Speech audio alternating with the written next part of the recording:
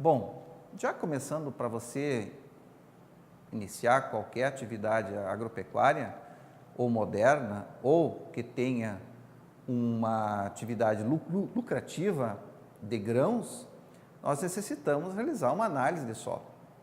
Existem hoje parâmetros agropecuários, tá, que determinam os níveis, então, de disponibilidade desses nutrientes, tá, existentes no solo. E é importante que nós saibamos, tá, que tipo de nutrientes são esses. Nós temos, por exemplo, os nutrientes que a gente considera macronutrientes e micronutrientes. Macro ou micro, caros alunos, só tem diferença na quantidade que as plantas utilizam. Macronutrientes são nutrientes que as plantas utilizam em grande quantidade para suas funções estruturais ou reprodutivas.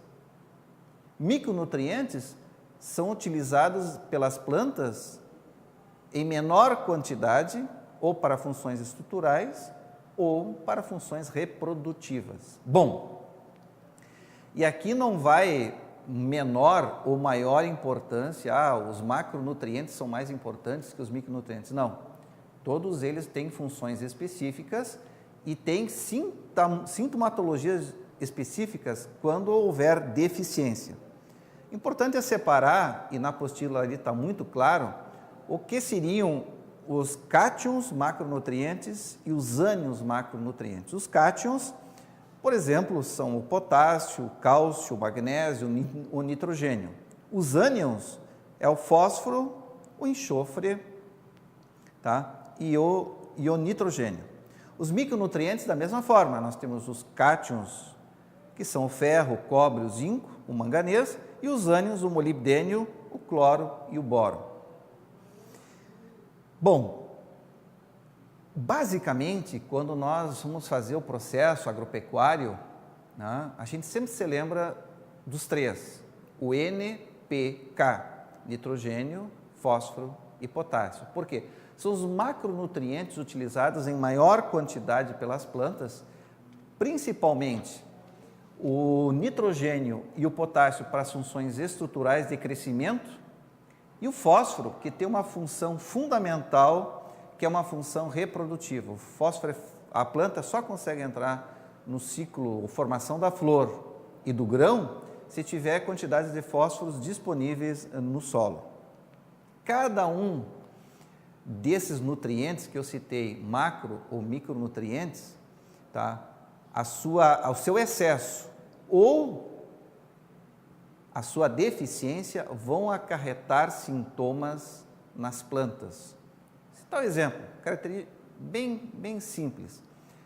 A deficiência de nitrogênio, em geral, se caracteriza por uma clorose parelha em toda a planta. Tá? Um sintoma, por exemplo, de deficiência de fósforo, é muito fácil da gente ver.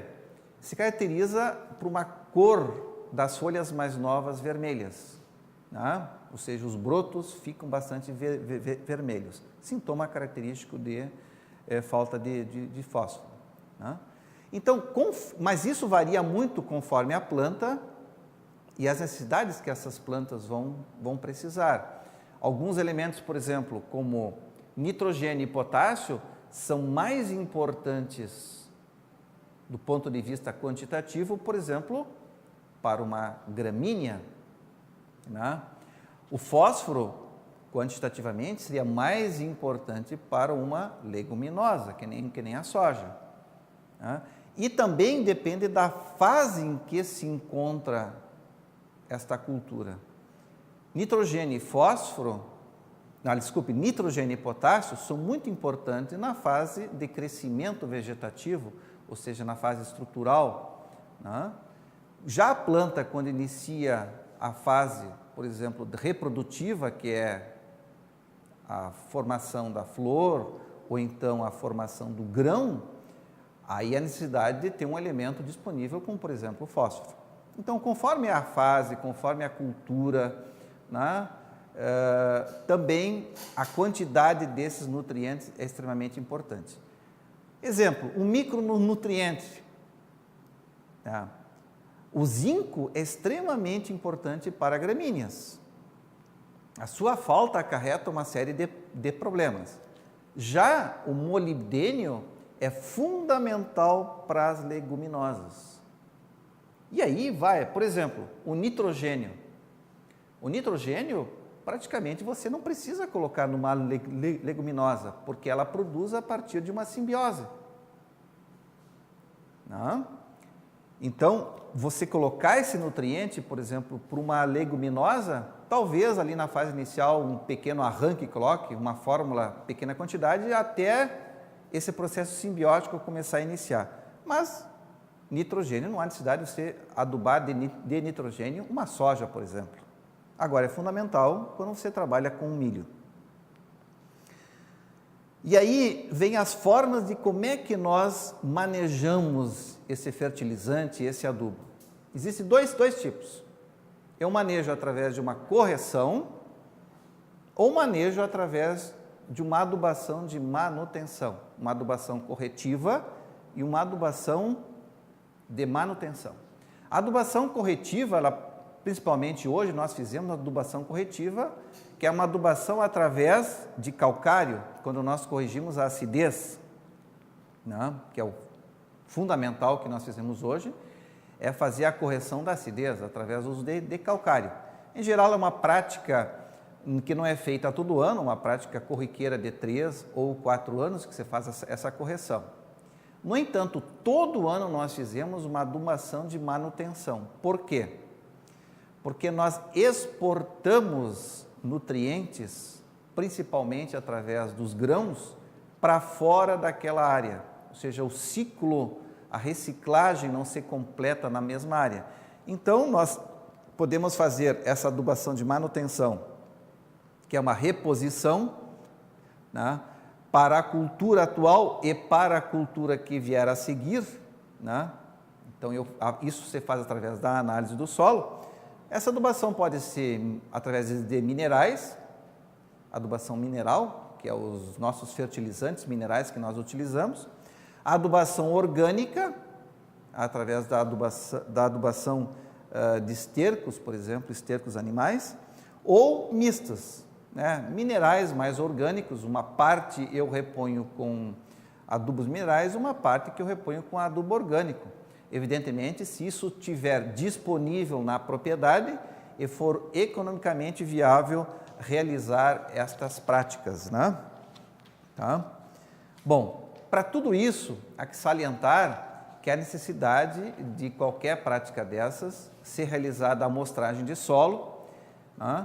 E a amostragem na apostila está colocada todos os passos que essa amostragem tem que ser feita, salientando que hoje nós já temos práticas bem avançadas de amostragem, como, por exemplo, as práticas de agricultura de precisão, em que se utiliza as amostras, né, através de uma quadrícula e depois da confecção de mapas de fertilidade que vai nos indicar as doses variáveis que nós vamos colocar ao longo, por exemplo, de uma área, né, e não uma taxa média como normalmente nós fizemos.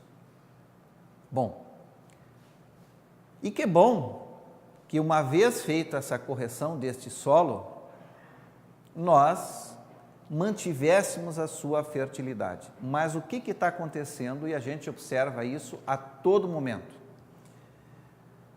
A questão da erosão do solo. Num tópico aqui que se chama práticas de manejo e conservação do solo, nós discutimos isso.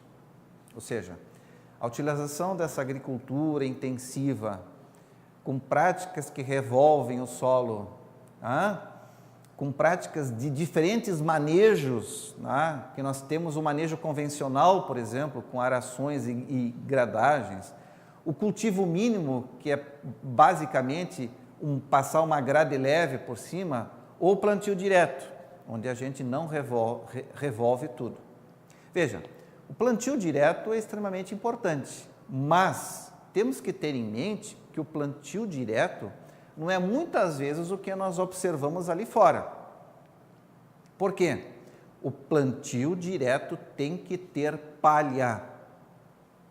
E não como nós observamos, por exemplo, onde você tem uma pastagem de aveia, você larga o gado pisoteia e rapa toda aquela aveia que está no solo, e depois o agricultor vem com a semeadora de plantio direto e semeia. O que está acontecendo?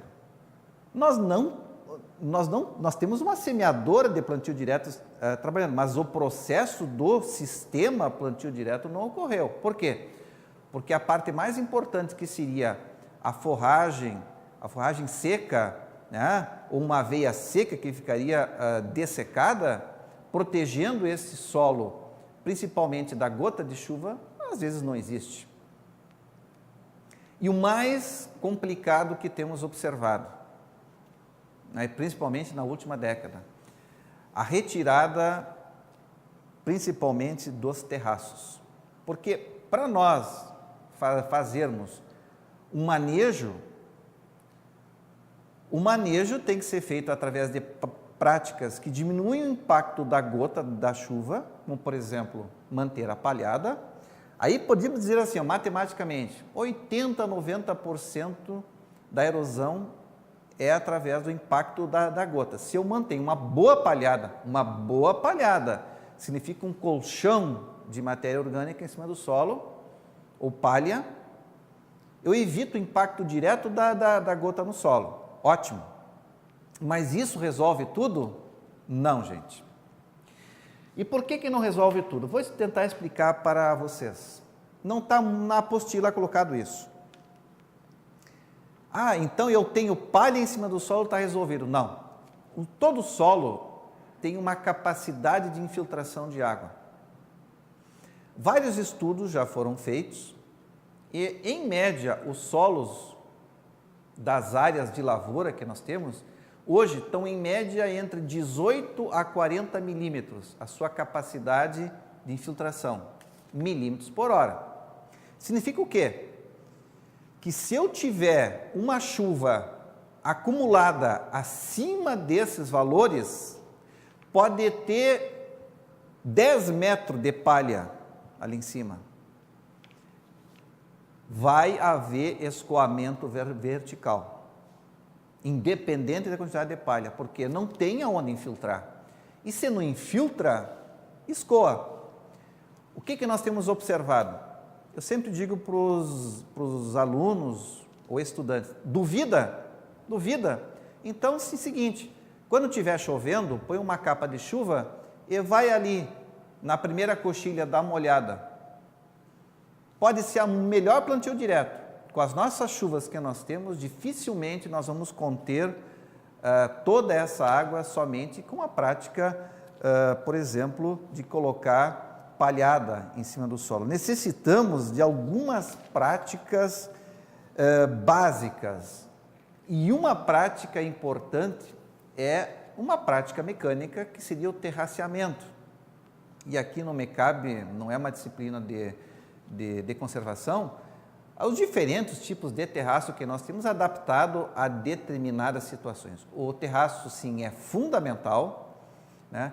Nós temos observado nos últimos anos, com a retirada do terraço, uma intensificação da erosão do solo. Isso significa perda de nutrientes, perda da principal camada fértil deste nosso solo, né? E que, vamos dizer assim, é uma intensificação negativa de um processo que efetivamente seria somente natural.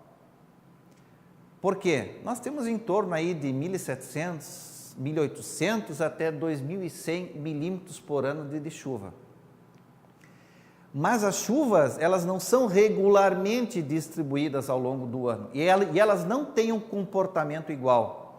Durante o inverno, eu tenho muitas vezes 2, 3 dias de chuva, mas são chuvas de pequena intensidade. Quando eu entro na primavera, verão, as chuvas até podem ser de um volume menor, mas a intensidade é maior. Eu tenho, por exemplo, no inverno, 100 milímetros que ocorreram em 5 dias. Mas eu posso ter, por exemplo, no verão, chuvas de 40, 60 milímetros por hora, ou em 2 horas. o solo não tem capacidade de absorção e infiltração dessa água. Então é necessário que a gente tenha práticas conservacionistas para evitar principalmente o escoamento, e o principal problema que nós temos aqui é realmente a erosão hídrica, né? Eu hoje considero uma situação que tem que se voltar a se discutir isso aí, porque em determinadas situações, em determinados lugares, realmente está ocorrendo perdas consideráveis da melhor camada de solo que nós temos.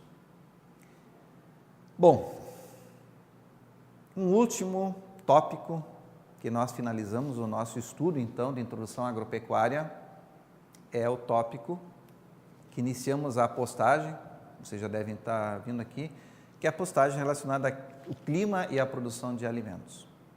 É inconteste dizer para vocês, e seria redundante, que o clima é fundamental. Já se diz, o agricultor tem que cuidar do solo, fazer todo o manejo do solo, ter uma boa semente, colocar um bom adubo, mas tem que ainda continuar a olhar para o céu, ver qual é o comportamento dos diferentes fatores climáticos que ocorrem.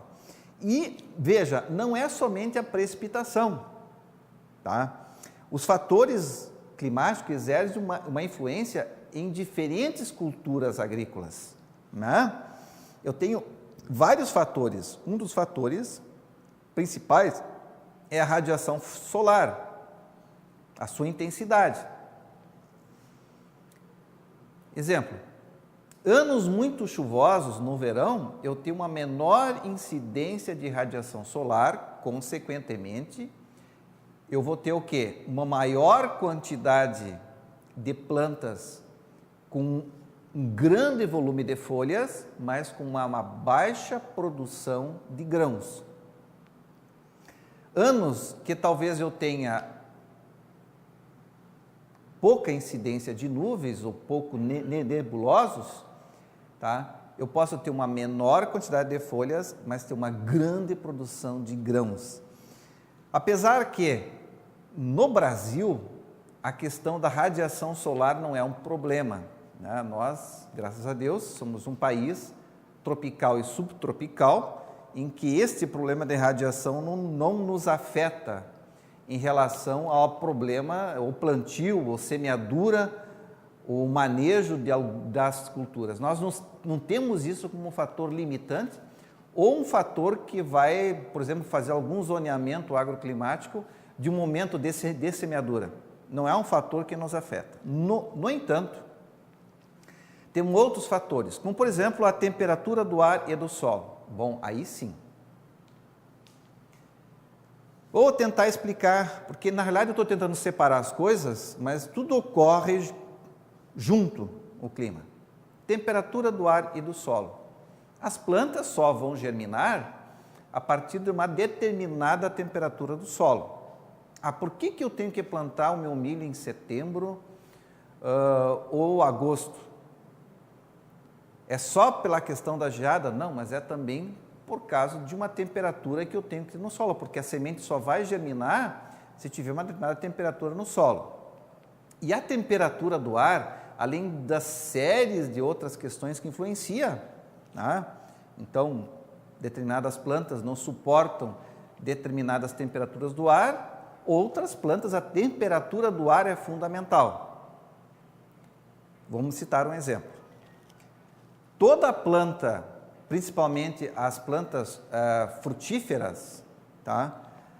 E aqui vou citar um exemplo bem clássico, a maçã, ela necessita de um volume de temperaturas baixas para quebrar o ácido abscísico que foi acumulado durante o período de primavera-verão, para que haja um rebrote. Então, e essa temperatura tem que ser um número de horas de frio. Do ponto de vista agronômico, horas de frio significam temperaturas abaixo de 7 graus centígrados. A maçã não vai brotar, não vai gerar novos brotos e, consequentemente, não vai produzir o fruto se não tiver um número de horas de frio abaixo de 7 graus centígrados. Isso para quebrar esse ácido abscísico que se encontra dentro da planta. Já outras culturas, elas só vão brotar, só vão se desenvolver se eu tiver uma temperatura acima de tantos graus, né?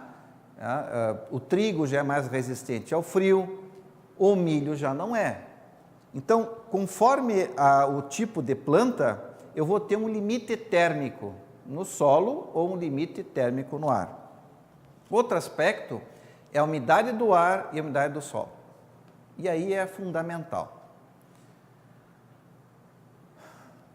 Nós temos um grande limitante que é a quantidade de água para determinados tipos de cultura. Vou citar o exemplo. O milho. Qual é o grande fator limitante hoje para atingirmos produtividades de 200, 300 sacos? É a disponibilidade de água que nós temos no solo. Vou citar um exemplo. O milho, quando ele está no máximo crescimento vegetativo, ele retira, vejam bem, 10 litros por metro quadrado por dia.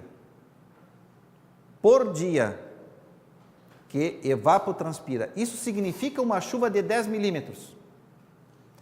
Veja, multiplique isso, 10 litros por metro quadrado, vezes 1 hectare, que é 10 mil metros quadrados, para você ver a quantidade de água que uma cultura de milho retira por hectare por dia.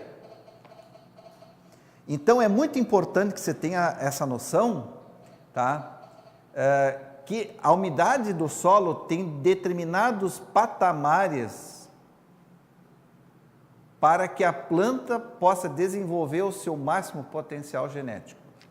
Quando nós não temos volume ou as condições climáticas não conseguem oferecer uma boa umidade no solo que nos proporcionem essas produtividades, nós podemos utilizar então de outros artifícios. O principal artifício que nós utilizamos para obter grandes produtividades é efetivamente o uso da irrigação nas suas diversas maneiras, né?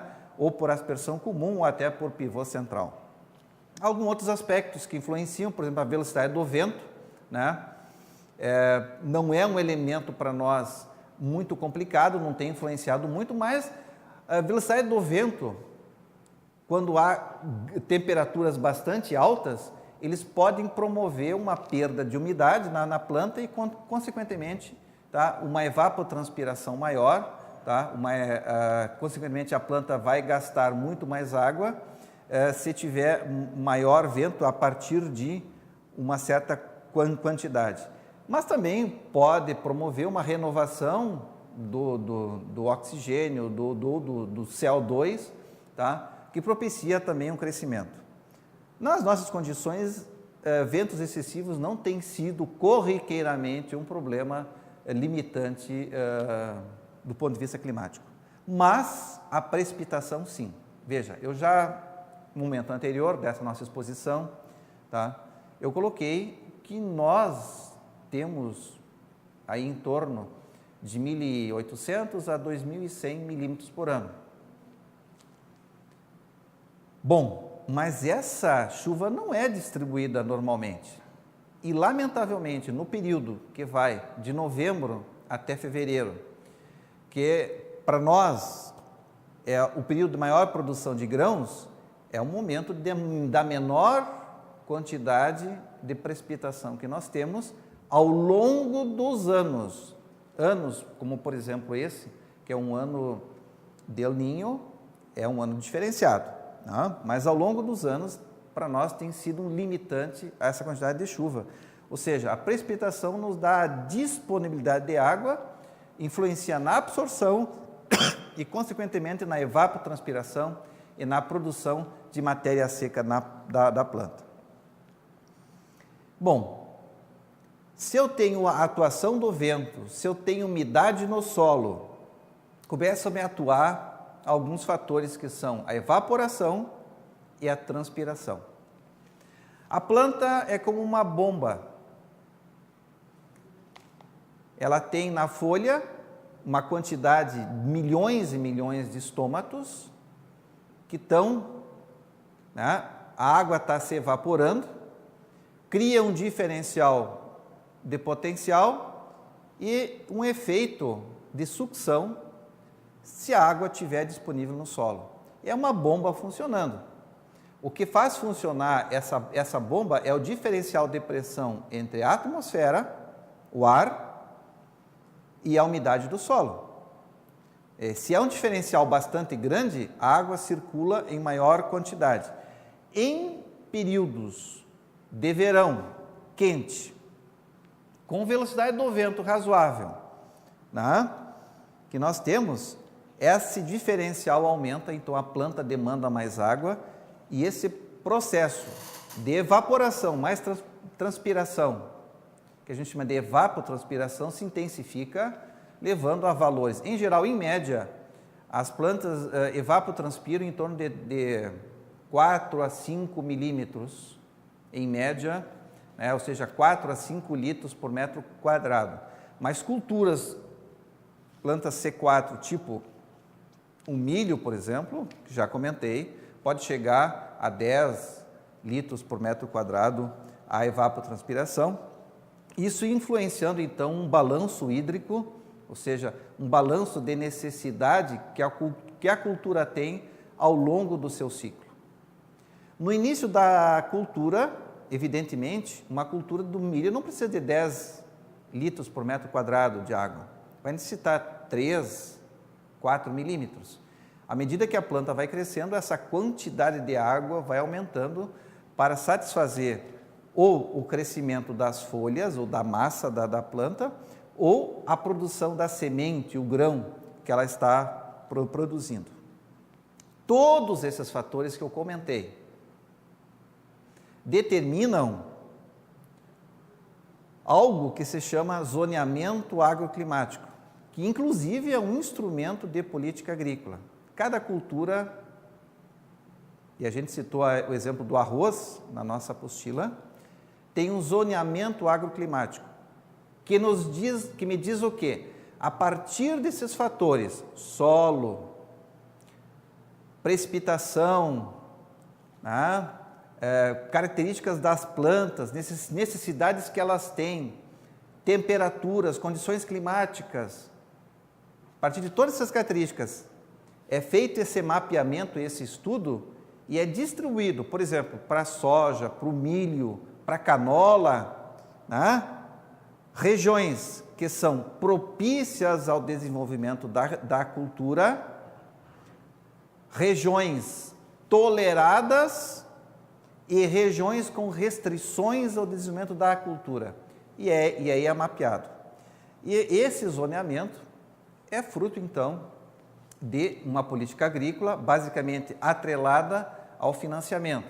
Então, preferencialmente, o financiamento das culturas é feito naquelas zonas preferenciais, ou seja, que apresentam poucas restrições ao desenvolvimento da cultura, e o financiamento agrícola não é tão liberado ou não é tão promovido naquelas regiões que apresentam restrições mais sérias, então, ao desenvolvimento da agricultura. Bom, alunos, esse aqui vai ser o último vídeo que nós estamos comentando com vocês.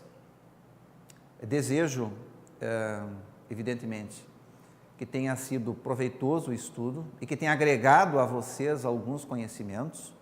Evidentemente, não é somente através desses vídeos ou das apostilas que vocês vão agregar todo o conhecimento relacionado à agropecuária no seu conjunto. Peço novamente que leiam o material, tá? A leitura é fundamental em qualquer aprendizado, tá? Olhem os vídeos, destaquem os pontos importantes que nós colocamos ao longo dessa revisão e desejo, evidentemente, quando vocês forem fazer as avaliações, tá? Que possam ter sucesso. Um abraço a todos, tá? E bons estudos.